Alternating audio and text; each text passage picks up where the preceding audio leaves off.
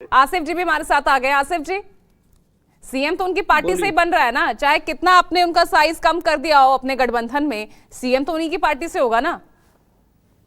देखिए, सीएम किस पार्टी से होगा ये तो पार्लियामेंट्री बैठक में तय होता है। ये विषय तीनों उप मुख्यमंत्री दोनों और मुख्यमंत्री, ये तीनों ने कुल मिलाकर ये बात स्पष्ट कर दी। क्या है कि हमें यहाँ सीएम कौन बनेगा, महायुति को उसकी चिंता नहीं है। महाराष्ट्र का विकास कौन और कैसे करेगा उसकी चिंता है, जबकि इनमें भागदौड़ लगी कि सीएम कौन बनेगा, किस पार्टी से बनेगा, किसके आंकड़े ज्यादा होंगे उसको सीएम बनाएंगे। यहाँ हमारी वो चिंता ही नहीं है। यहाँ हमें पता है कि हमारा काम इतना बढ़िया है। अब आप देखिए, कल इन्होंने ये योजना जाहिर की, यही लाडकी बहन योजना जो महाराष्ट्र सरकार ने पारित की आज से 6 महीने पहले, उन्होंने उसका खंडन किया, उसके खिलाफ कोर्ट में याचिका दायर की। अरे हमारे लिए नहीं, अपनी राजनीति के लिए छोड़िए, लाडकी बहनों की राजनीति के लिए तो कम से कम आपने ये नहीं करना चाहिए जिसे आप कहते हो। इससे नुकसान या फायदा हमें हो या नहीं हो ये बात अलग है, लेकिन आम जनता को, जो देश की गोर गरीब जनता है, उनको फायदा हो रहा है। तो आपके पेट में क्या दुख रहा है? कल आपने योजना का घोषित किया 3,000, फिर आप कहते हो कि हम रेवड़ियां बांट रहे हैं। अरे आपके जो जो राज्य में, चाहे कर्नाटका हो, उनके अपने राष्ट्रीय अध्यक्ष ने क्या कहा? उन्होंने अपने मुख्यमंत्री को लताड़ा आके कि भाई आप लोग जो योजनाएं की घोषणा करते हो उसको आप, उस पर आप खरा नहीं उतरते हो और लोगों में एक रोष है। तो ये परिस्थिति इनके राज्य में और हमारे राज्य में। आज उन्होंने 3,000 का जो है कल घोषणा की कांग्रेस पार्टी ने अपने रैली में। तो मुझे बताइए कि हम करें तो रेवड़िया, और जब वो घोषित करते हैं तब कुछ नहीं।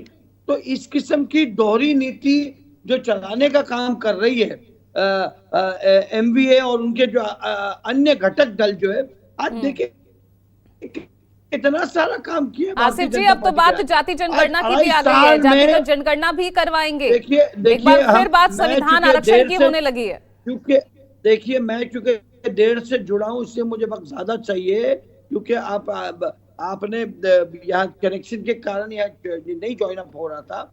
मैं ये कह रहा हूं कि आप विकास के काम देखिए। अरे जाति जनगणना, जातिगत जनगणना, ये वही चीज पर जो है शोर मचा रहे हैं जो चीज उन्हें लगता है कि सही है। जनता को क्या सही लग रहा है मुझे बताइए। ऐसा कोई वर्ग नहीं है पिछले 2.5 साल में, जब से महायुति की सरकार आई, किसानों के लिए लीजिए, जनधन योजनाएं लीजिए, अपना महिलाओं के लिए लीजिए, तमाम अल्पसंख्यकों के लिए लीजिए, हर तो जैसे आपको लोकसभा चुनाव के बाद याद आई, तो उन्हें भी अब महाराष्ट्र से पहले याद आ गई ना। ने उनको व्यवस्थाएं की।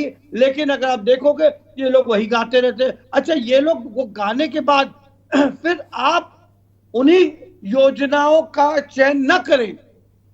आप हमसे बढ़कर आप वन अपमैनशिप दिखाने के चक्कर में ये भूल रहे हो कि आपके राज्य में जहां जहां आपकी सरकारें, साझा सरकारें हैं, वहां से लोग खुद बदजन हो चुके हैं।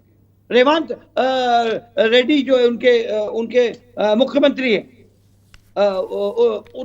वहां कितना मसला है। उन्होंने कई सारी घोषणाएं कर दी, लेकिन कुछ एग्जीक्यूशन लेकिन तैयारी तो शुरू हो गई ना जातिगत जनगणना को लेकर तेलंगाना में। नहीं तो किसने रोका है? हम कौन उसके खिलाफ है? आप जातिगत जनगणना करवा नहीं पा रहे हैं, कम से कम वो राज्यों में तो भारतीय जनता पार्टी ने या उनके किसी प्रवक्ता ने, नेता ने कहा कि भाई हम जाति जनगणना के खिलाफ है। अरे हर चीज होगी ना, आपके मुताबिक थोड़ी होगा। आपके पास एक ही विषय, विरोधी पक्ष में आप बैठे हो, सत्ता में सरकार में बैठे, हमें देश के कई विषयों को एड्रेस करना है। कई सारे राष्ट्रीय योजना नहीं तो क्या जातिगत जनगणना हमें एड्रेस क्या वो देश का विषय नहीं है? आसिफ जी, बिल्कुल है, और उसको भी हम एड्रेस करेंगे। किसने कहा हम नहीं करेंगे? विरोधी पक्ष के पास तो मुद्दा बचा नहीं है। अब वो हो गए हताश। उनको ये लगा था कि देखिए हरियाणा में उनकी सरकार आएगी, मुंह के बल घिरे वहां। महाराष्ट्र में पूरी तैयारी की उन्होंने, जरांगे को उन्होंने तैयार किया कि भाई मराठा आरक्षण का आप मुद्दा ले, मराठाओं को खिलाफ करिए।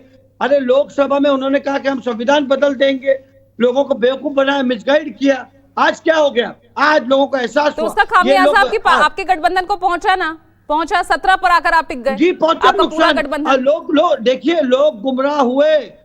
आज उन्हें पता चला है कि ये केवल और केवल वोट की राजनीति करने के लिए ये संविधान का नारा राकेश शेट्टी साहब, ये सिर्फ वोट की राजनीति ही है जो इस वक्त कांग्रेस पर चल रही है। खटाखट पैसा देने की आप बात कर रहे हैं, लेकिन फिर हवाला दे दिया जाता है कर्नाटक और हिमाचल का।